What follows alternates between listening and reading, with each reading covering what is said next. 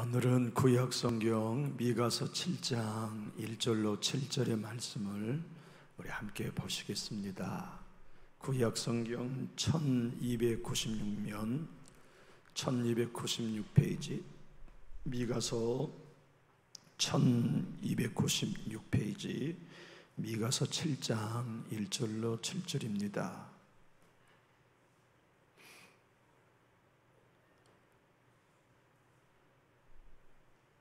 제가 먼저 한 절을 받들고 여러분들께서 다음 절을 받드시는 교독으로 읽겠습니다. 재앙이로다 나여 나는 여름 과일을 딴 후와 포도를 거둔 후 같아서 먹을 포도송이가 없으며 내 마음에 사모하는 처음 익은 무화과가 없도다.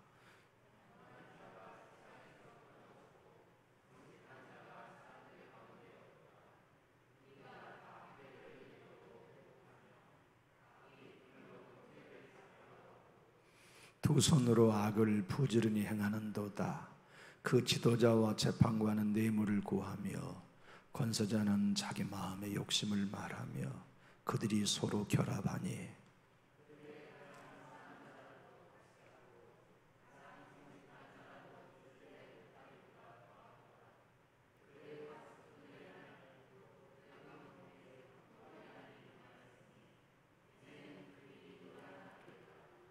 너희는 이웃을 믿지 말며 친구를 의지하지 말며 내 품에 누운 여인에게라도 내 입의 문을 지킬지어다.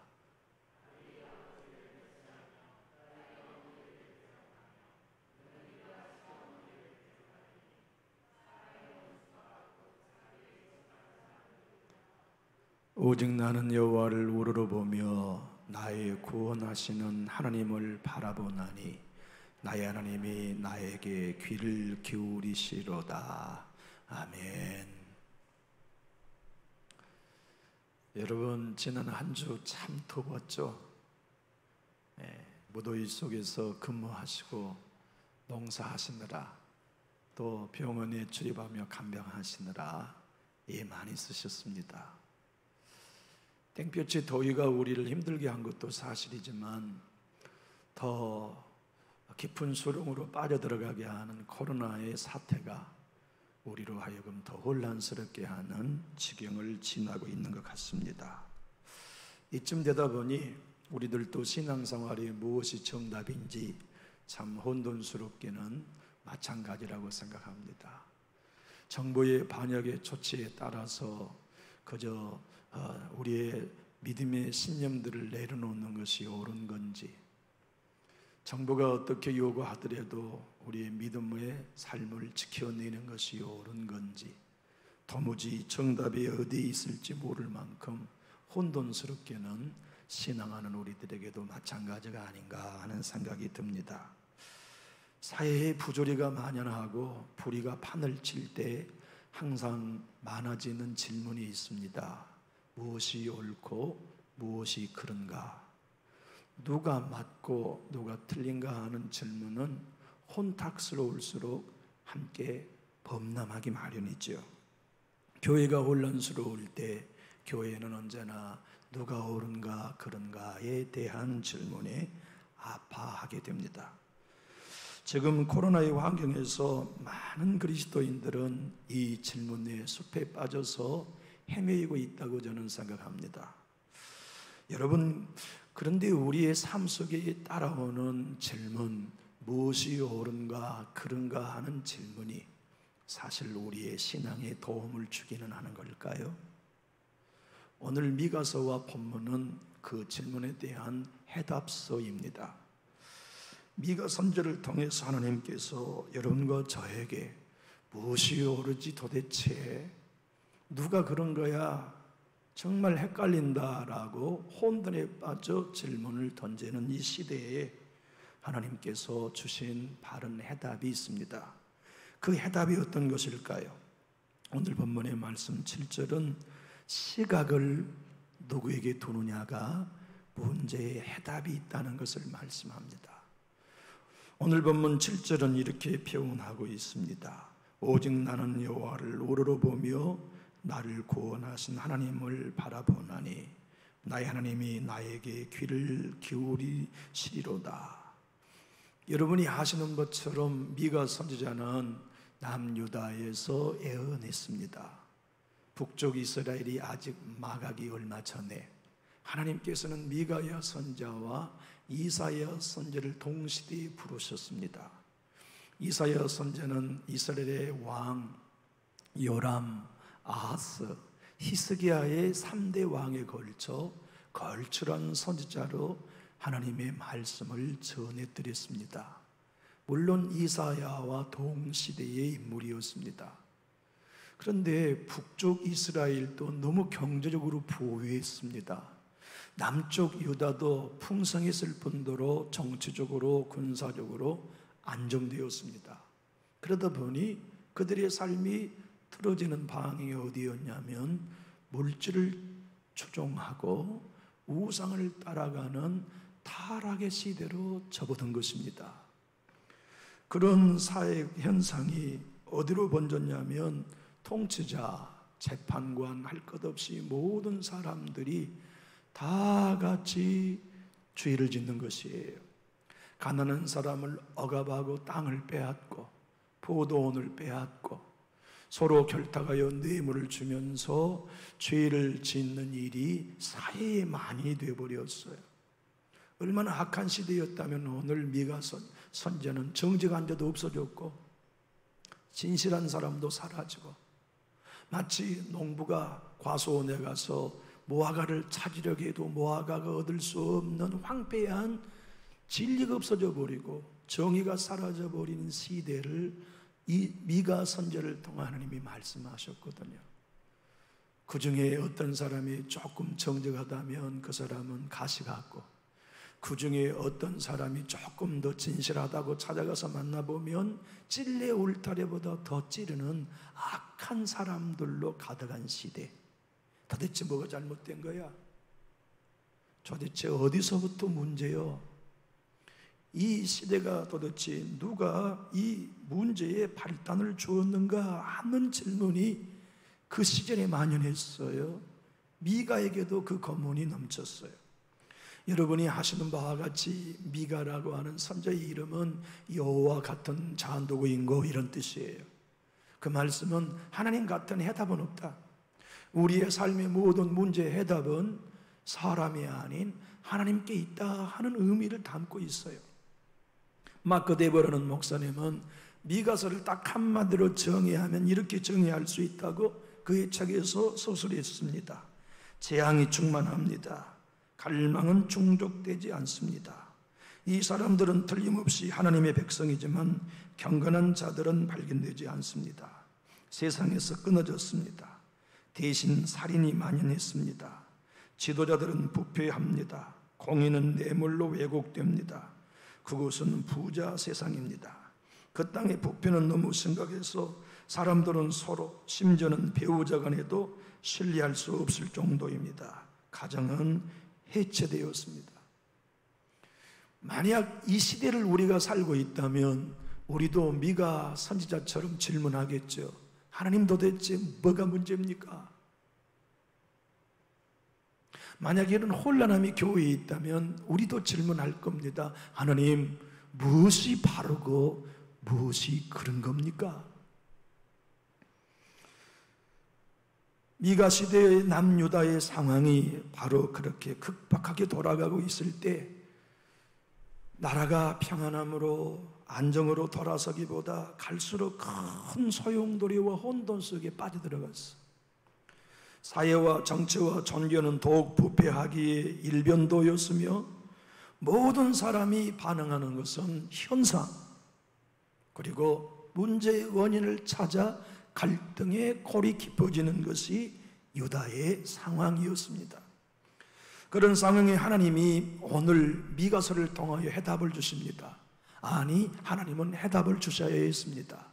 왜냐하면 그런 시대는 앞으로도 계속될 것이고 이 땅에 교회가 생겨나면 모든 교회는 그런 소용돌이를 통과하면서 주님의 재림의 날까지 가야만 했기 때문에 하나님은 도대체 뭐가 옳고 뭐가 그런가라는 심각한 질문이 빠져있는 세도와 교회들의 해답을 주셔야만 했기에 오늘 본문을 통하여 미가서를 통하여 대답하셨습니다.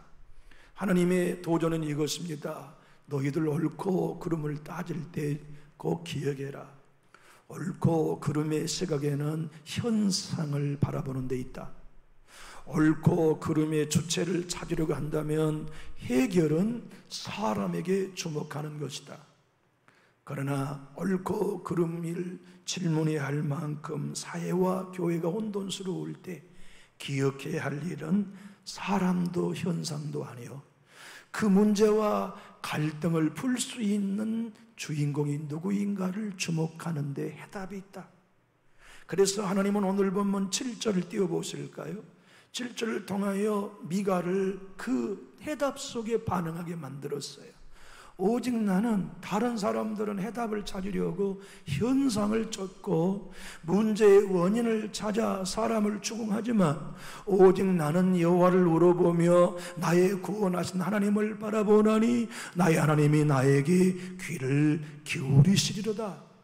여기 우러본다는 히브리의 원어는 이런 뜻입니다. 파수꾼이 밤새도록 졸음을 쫓아내면서 이 성에 적군이 쳐들어오는지 아니 들어오는지 밤을 새워 지켜본다는 뜻이에요. 바라본다는 의미는 또 이런 것입니다.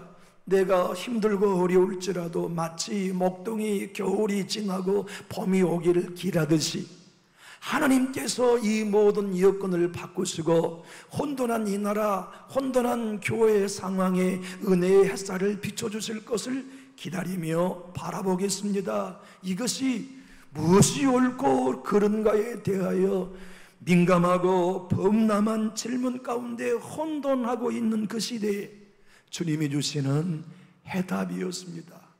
아무리 정직한 사람을 찾아보려고 하여도 찾지 못하고 진실한 사람을 찾고자 하여도 찾지 못하는 환경의 시대와 교회가 있을 때 기억해라. 그때 사람과 현상을 보고 쫓아가면 더 큰 소용돌이 가운데 빠진다. 그때는 눈을 들어야 한다. 하나님을 우러러 보아야 된다. 우리 시대와 이 나라와 코로나와 교회를 건지실 분은 우리 하나님이시니 그 하나님을 바라보아야 한다.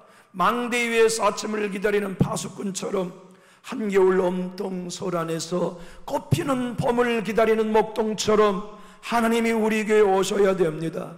하나님이 이 시대에 코로나에 오셔야 합니다. 하나님이 이 혼돈 가운데 있는 조국 교회에 의해 임해 주셔야 합니다. 내 가정에 하나님이 임하셔야 됩니다. 주의 능력으로 오셔야 됩니다. 그걸 외에는 다른 해결점이 없습니다. 그러니 나는 조용히 내 입을 다물고 하나님을 목말라하며 배고파하면서 사모하겠습니다. 그것이 바로 하나님이 주시는 해답소였습니다. 우리 미가서 2장 13절을 한번 펴서 읽어볼까요? 미가서 2장 13절 성경을 한번 다 같이 펴보겠습니다.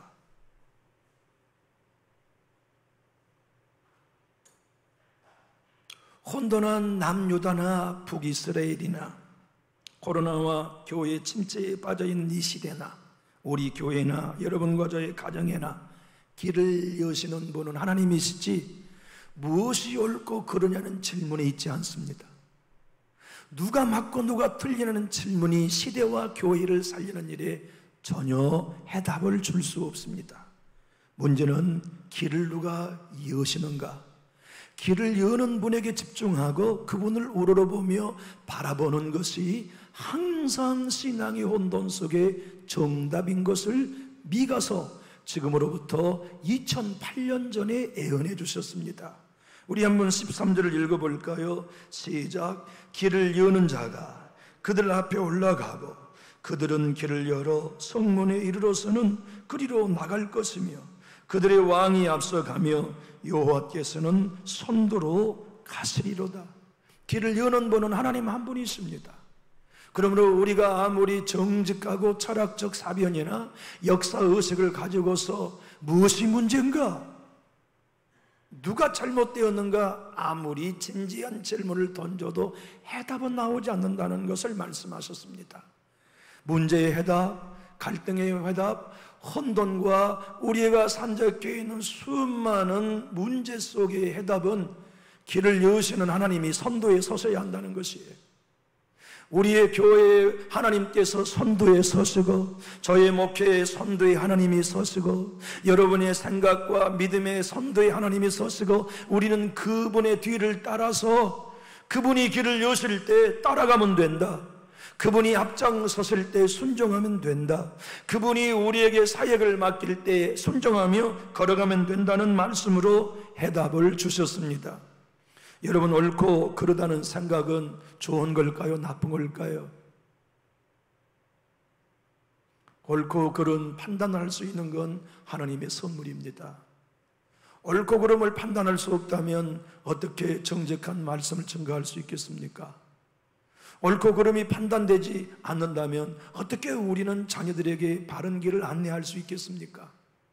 직장에서, 사회에서, 거래처에서도, 또는 여러분과 제가 만나는 모든 사람들과의 관계에서 요구되는 그 수많은 상황 속에서 무엇이 옳고 무엇이 그르다고 하는 판단이 있기에 우리는 그나마 오늘 바른 길을 걸어올 수 있지 않았습니까?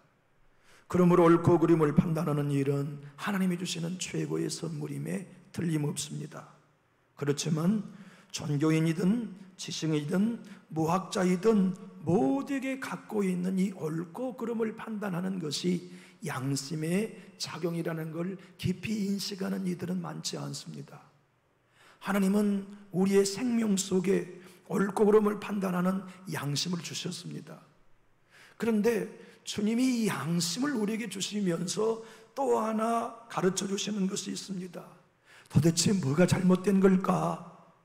도대체 누구로부터 이 문제가 생긴 것일까?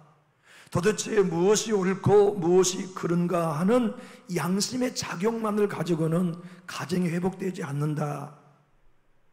교회가 회복될 수 없다. 국가가 새로워질 수 없다. 그 양심이 발동될 때에는 타자에 적용하지 마라. 도대체 누가 우리 교회를 잘못되게 하는 거야? 도대체 이 나라 기독교를 누가 잘못되게 하는 거야? 도대체 우리의 부서를 누가 힘들게 하는 거야? 하고 사람에게 그 원인을 찾지 말고 양심은 항상 자기 자신을 외딴 섬처럼 많은 사람들과 문제 사이에서 떼놓고 도대체 나는 과연 하나님 앞에 바른 믿음의 길을 걷고 있는지 자기를 살피라고 주신 것이 양심이라고 하는 걸 아는 그리스도인 많지 않아요.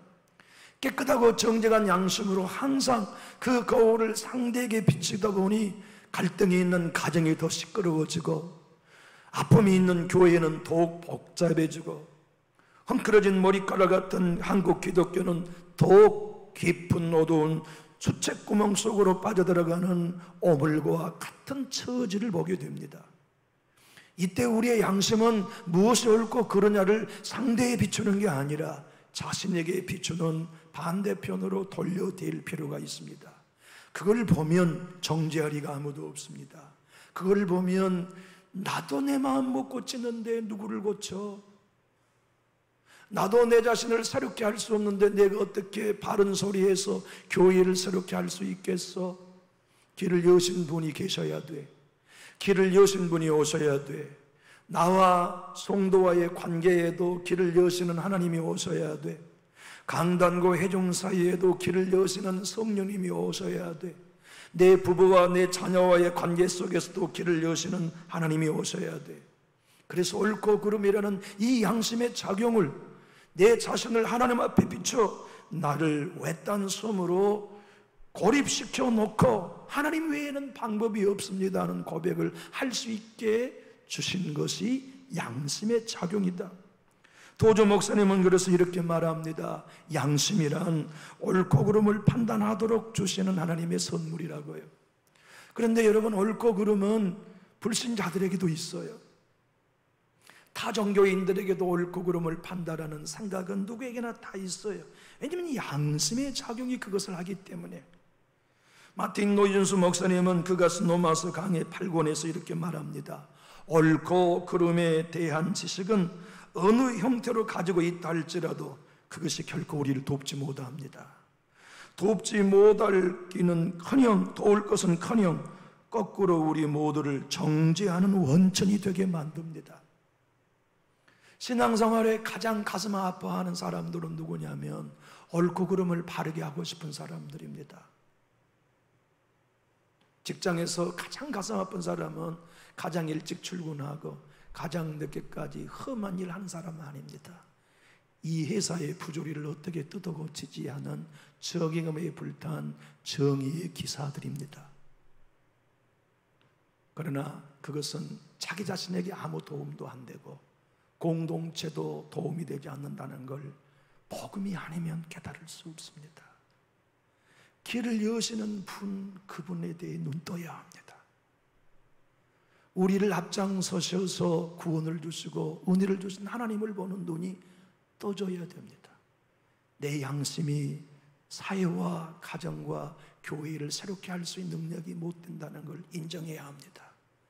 그리고 사실 옳고 그름을 따지고 보면 내가 가장 부도덕한 사람인 걸 볼 수 있게 되어야 합니다. 정직하지 못한 사람이 나요.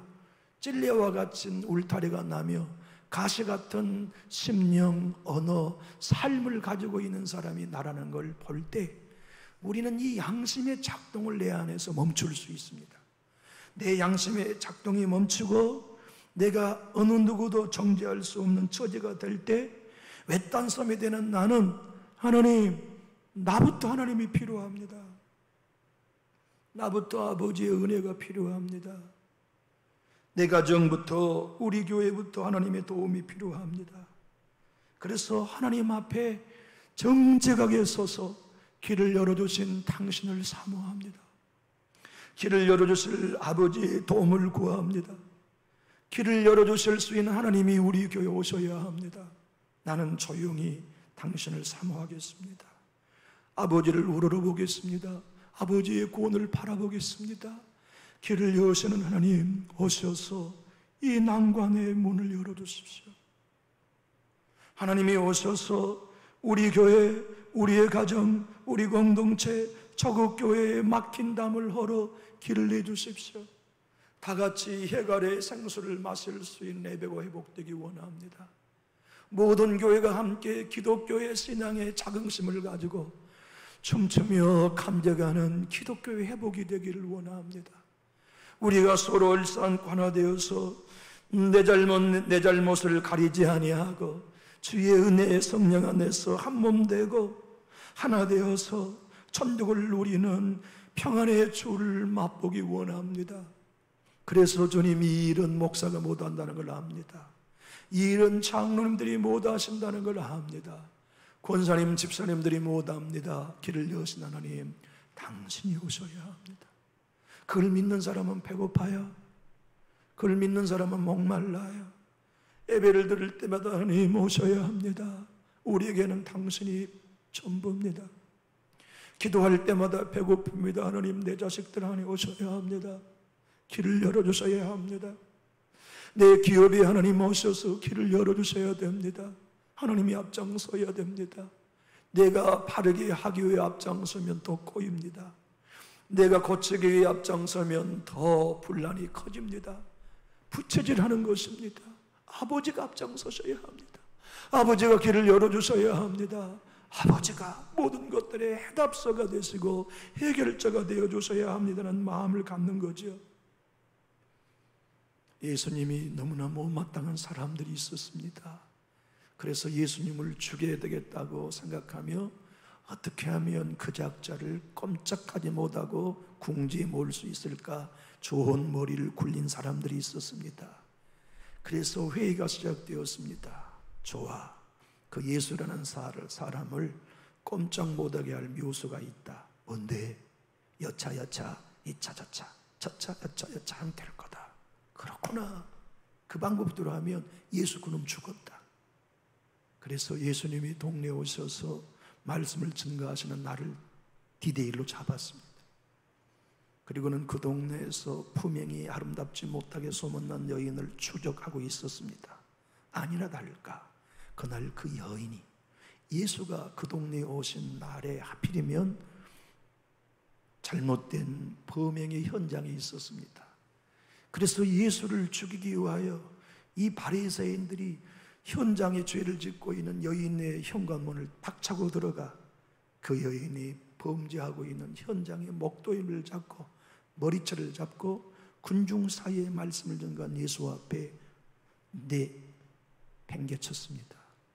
거기에 따라온 모든 남자들의 손에는 돌이 있었고 예수에게 그들은 이렇게 질문했습니다. 선생이여, 모세율법에 현장 가늠하다 현장에 잡힌 여인은 돌에 때려 죽이라고 했습니다. 당신 율법 선생이면 율법 아시잖아요. 죽여야 되겠죠? 예수님은 알고 있었습니다. 그들의 의도는 우리 예수님이 말씀대로 그렇게 하라 명령하면 그 여인은 죽고 예수는 살인자가 되어서 로마법에 체포되게 되어 있습니다.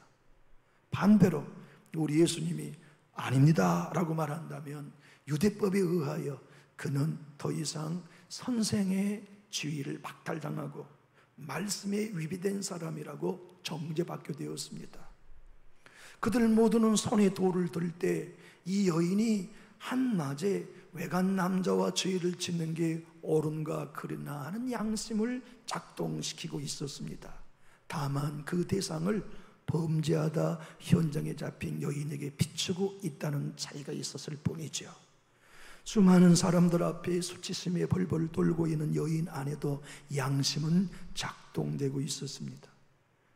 자기를 비난하는 사람들에 대하여 변호할 수 없는 양심, 나는 어떤 잘못도 저지른 것이 없습니다라고 자기를 회피할 수 없는 진실로 자기 죄를 인정할 수밖에 없는 양심, 그래서 돌을 던지면 맞아 죽음을 피할 수 없게 되었다고 하는 자기의 죄와 하나가 된 자신을 보는 양심이 이 여인에게도 동일하게 작동되고 있었습니다. 사람은 누구에게나 양심이 있지만 죄 짓는 타자에게 돌리면 돌을 들게 되지만 죄 지은 나에게 거울을 들이대는 양심이 되면 할 말이 없게 됩니다.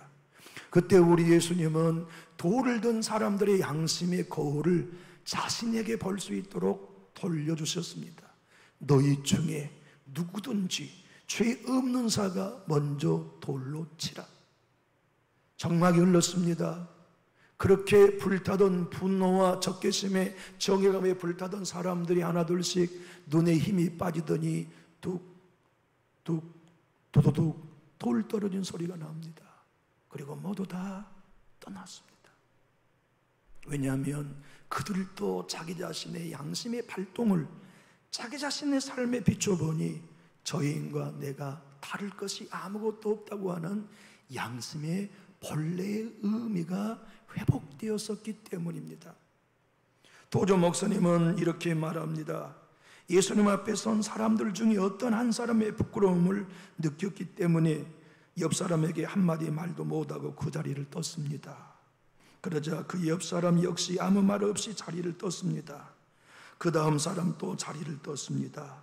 누가 시키지도 않았는데 그들은 하나둘씩 조용히 그 자리를 떴습니다.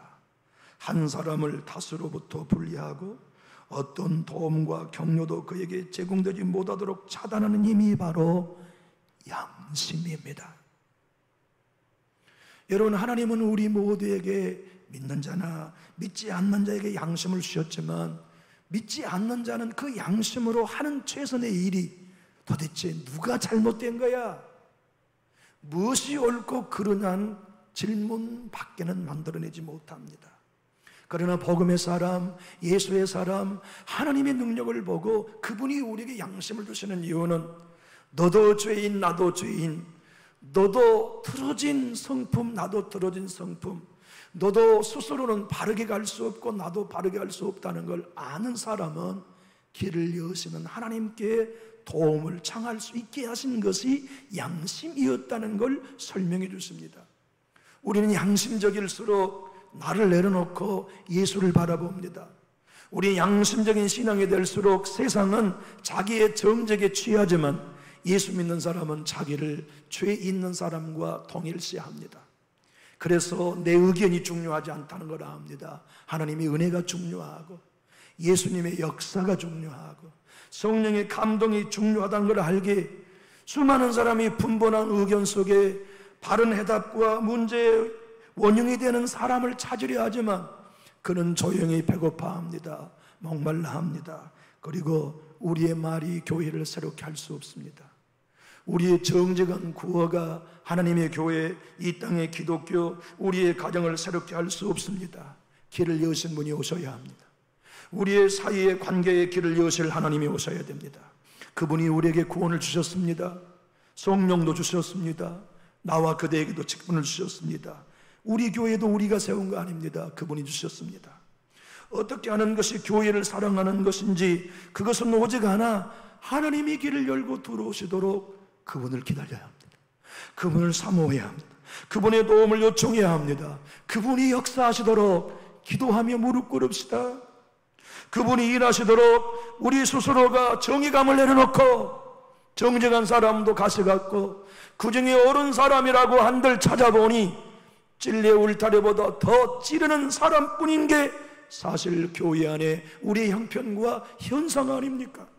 그런 환경 속에 우리는 문제의 원인을 사람에게 찾고 갈등의 현상에 집중하여 우리 스스로가 내뱉은 모든 말은 교회를, 국가를, 가정을 더 혼란스럽게 만드는 것입니다. 진짜 우리가 양심이 복음으로 반응하고 믿음으로 반응한다면 사람, 현상에 대해 눈을 감는 겁니다.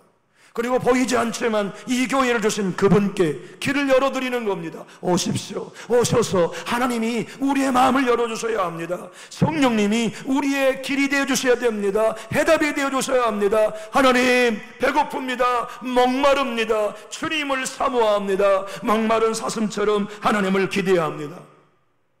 여러분, 이 땅에 우리 예수님이 오신 일은 옳은 일이 아니었습니다. 그런 일이었습니다.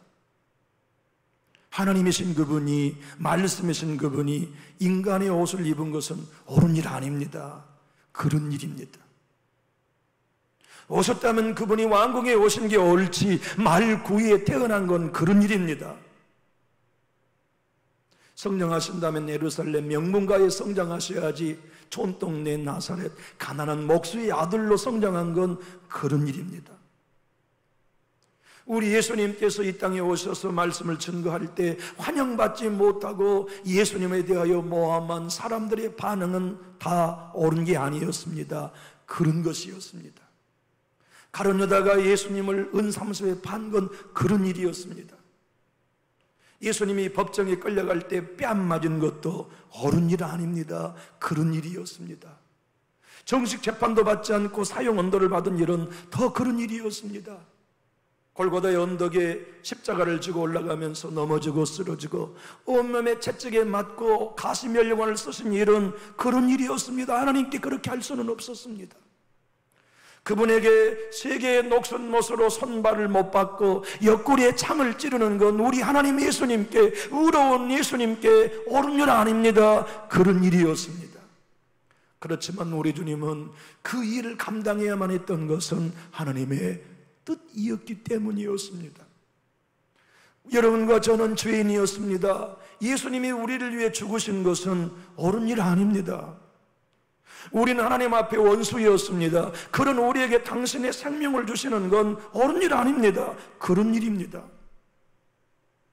또 넘어지고 또 범죄하며 또 실수한 우리를 끊임없이 성령을 부어주시고 은혜를 공급하신 하나님의 무한 은혜는 옳은 일 아닙니다.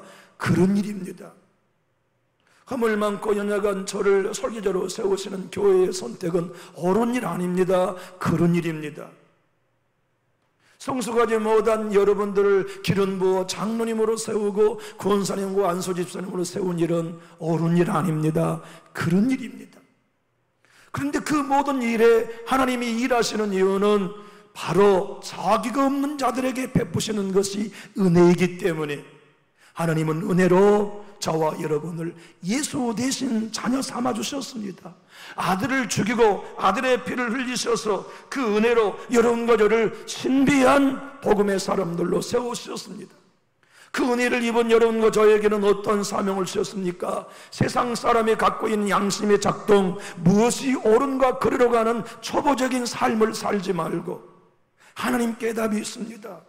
하나님이 길을 열어주셔야 됩니다. 예수님의 도우심만이 해답입니다 하는 바로 이 영적인 삶을 볼 줄 알고 살아낼 줄 아는 그 길로 은혜 받은 사람들이기 때문에 초대해 주셨습니다.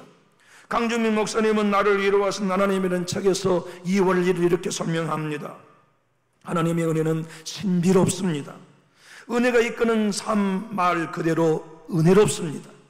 선악을 넘어서고 옳고 그름을 넘어서는 것이라야만 은혜입니다.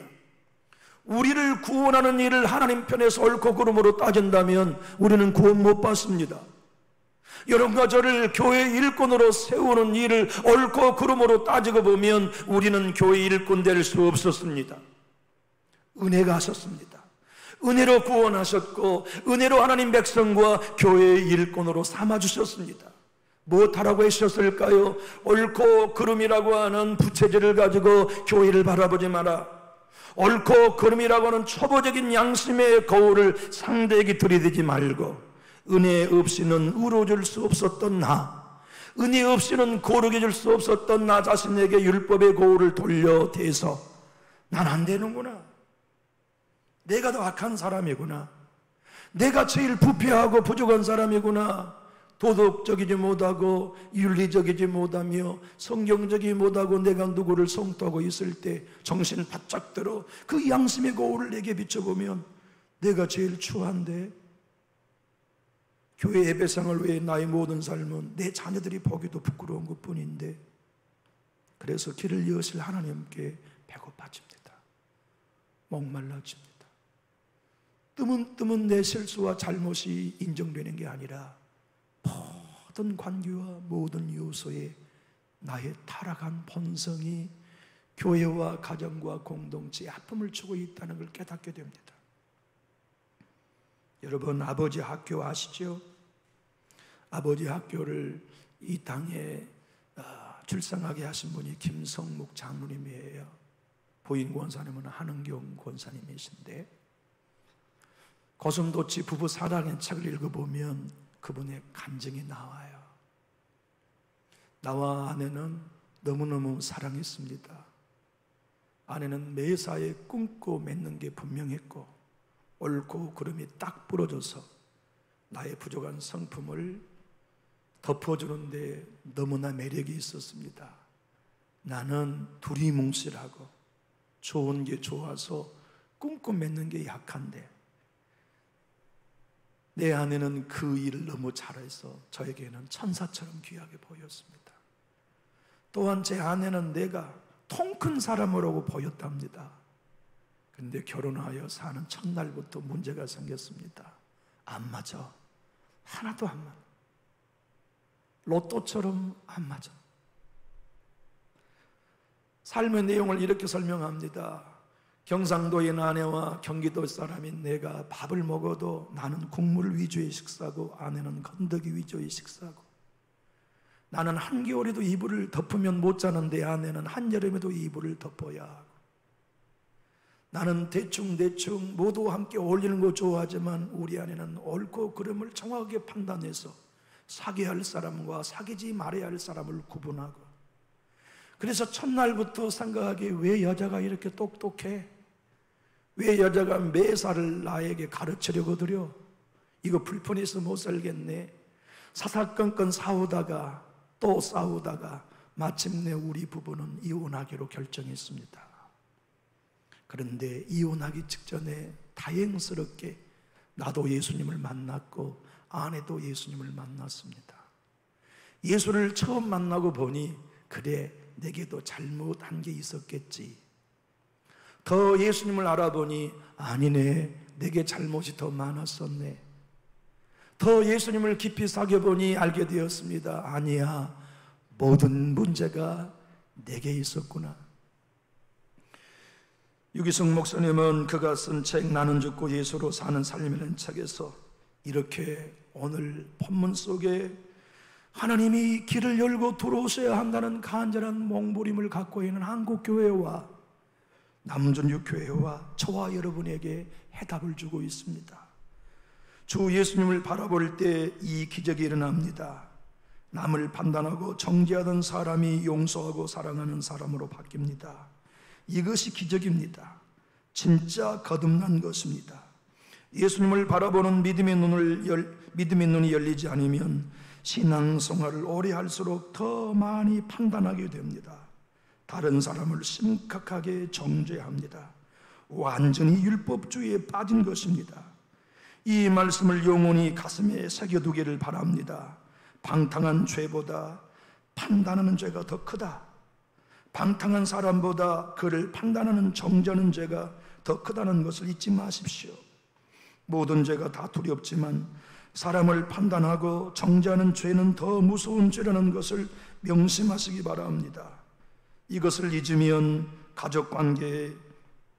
이것을 잊지 않으면 가족관계의 기적이 일어납니다.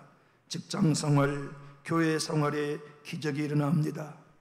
도미테니 목사님은 오늘 본문을 통하여서 이렇게 세계교회에 도전합니다.